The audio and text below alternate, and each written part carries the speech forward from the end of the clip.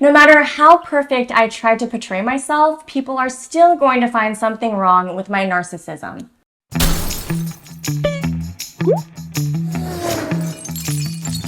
This is Meghan, the Duchess of Sussex, one of the most talked about women in the world. You know, or you may think you know, Meghan Markle, the royal, the tabloid subject, the D-list actress, the painfully artificial personality. But on this episode of The Circuit, we'll try to understand Meghan, the businesswoman, by not at all discussing actual business. If you could choose one thing for people to know the truth about you, what would that one thing be? The one thing. Oh gosh, what's the one thing?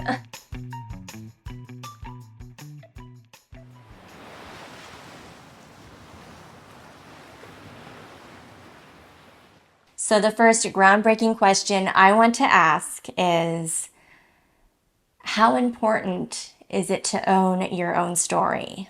It's the most important thing in the world. I love that answer.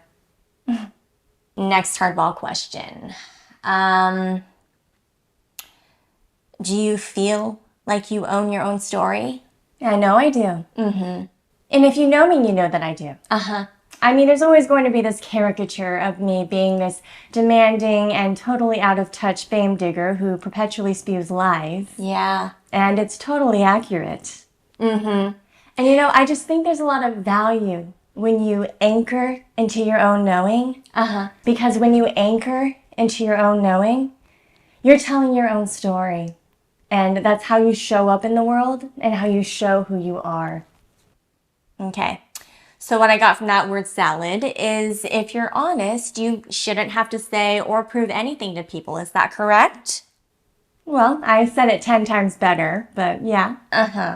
Anyway, that's why I'm constantly trying to force this narrative that I'm this genuinely relatable and totally average royal Duchess of Sussex every chance that I get. Well, you know what they say. If you have to force it, it's probably shit. Pantyhose, right? Who wears pantyhose these days, huh? My apologies for being so relatable. So most people think they know you.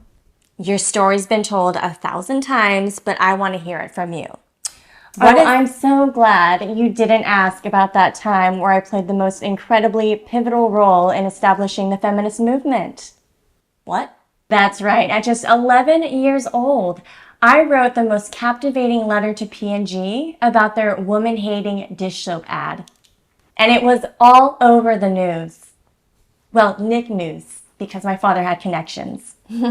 Speaking of your father, he's dead to me. So tell me about your childhood and how you grew up. Well, most people don't know this about me, but I grew up in LA. LA is my hometown, which is why I've made it my sole responsibility to show up at disaster-stricken areas for staged photo ops and press attention. And people wonder why you ask for privacy. Right? No matter how perfect I try to portray myself, people are still going to find something wrong with my narcissism. So what have you learned about yourself since becoming Sussex? Well, what I've learned is no matter what my name is or what people call me, I'm still going to be that same inauthentic person I've always been. So unlike As Ever's sales figures, it's no secret that your company, As Ever, quickly sold out of products. That's right. Congratulations on that. Thank you. Now tell me, is this facade of success due to carrying very little product in the first place? Or is it that people really can't get enough of your incredibly overpriced runny-ass jam? A little of both. That's amazing. I also heard that your rosé sold out in less than an hour. 44 minutes. Get that straight, bitch. Wow. So what would you say is going to make your brand stand out from all of the rest of the lackluster celebrity brands? I think authenticity is what will help it stand apart. Also, the price point. I mean, where else are people going to have the opportunity to spend $15 on a tin of dead, dry-as flowers? So true. More than anything, I just poured so much love into this brand. More love than I've ever poured into any of my own family members, let alone H. So let's shift gears to your Netflix show. You mean my highly ranked and wildly popular show With Love, Meghan? Yes, so you've gotten a lot of criticism on it since its premiere. More like criticism on the success of its premiere. It made it into the top 10, you know. Yes, it did. But ultimately, it ranked 383rd on Netflix's watch list. Well, all that matters is that Netflix is paying me and my darling husband. So how do you deal with the negative press? Well, I just don't hold space for it. Good for you. I simply let my desperate and deranged fans do the cyberbullying for me. So the negativity has nothing to do with the fact that people couldn't connect with the recipes that you plagiarized or the endless chatter of flour sprinkles? No. In fact, they're all secretly making my one skillet spaghetti. Laugh, bitch! Oh. I'd also like to add that my audience loves the show and my partners love the show. And that's why we have a season 2.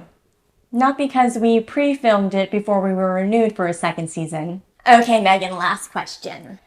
It better be a good one. If you could choose one thing for people to know the truth about you, what would that one thing be? No one's ever asked me that. What a great question that my team definitely did not force you to ask. The one thing. Oh gosh, what's the one thing?